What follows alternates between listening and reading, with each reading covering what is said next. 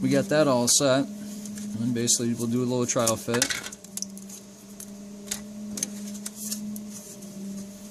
So that looks good that way.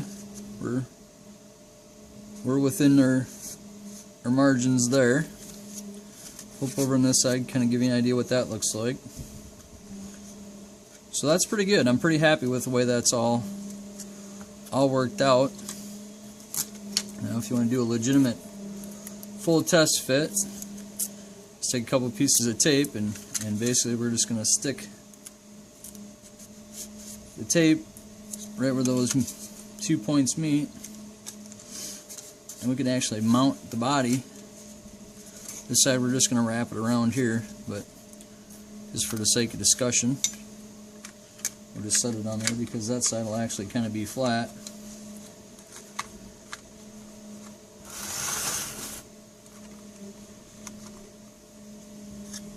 Kind of hard to hold it flat and have you be able to see it at the same time.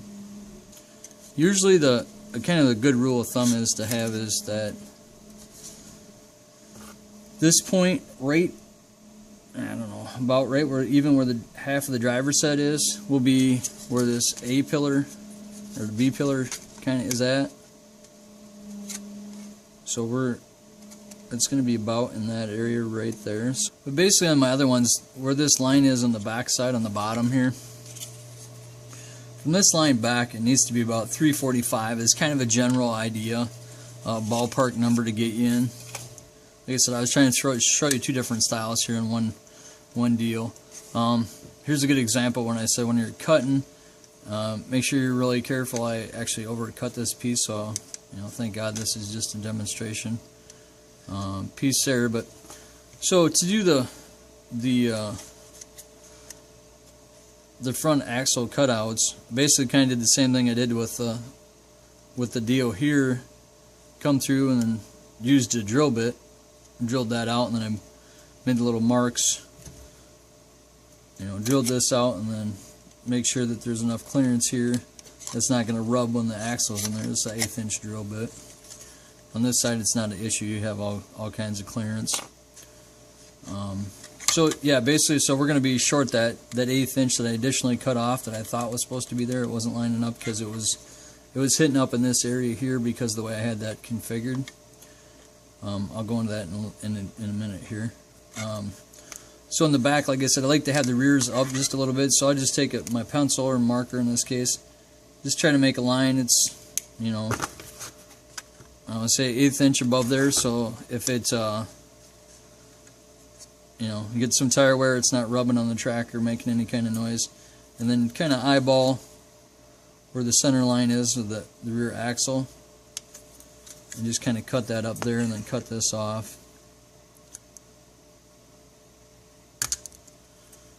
I overshot it there and it ended up tearing and ripping. That's what happened on the other side. So like I said, make sure you just, wherever you cut, because otherwise it's going to leave a tear mark. This is going to end up getting cut out up here for the pro cut, so that's fine. That don't matter there. Maybe do a little trim, a little angle trim there on the backs of those, just so that they're not rubbing. You can take sand on those also. So both sides are done on that. So short of the measurements being off here, I apologize. Like I said, I'm just shooting from the hip here, doing a quick tutorial. So this is basically what you're gonna, your 32 spoiler or your 24 spoiler, whatever you're working on, is gonna come clear like this. Basically, I kind of already have it drawn out on there for you. So trim it down, follow the lines there. Again, this is a handy thing for your foam tape or your sticky back tape, double-sided sticky back tape, or whatever you're going to use there. And then again, I'll take and go through and give that top side just a little bit of a smooth sand deal. And for me, I happen to have a pair of duck build deal here. You can squish this between a table leaves, or possibly a doorway, something like that.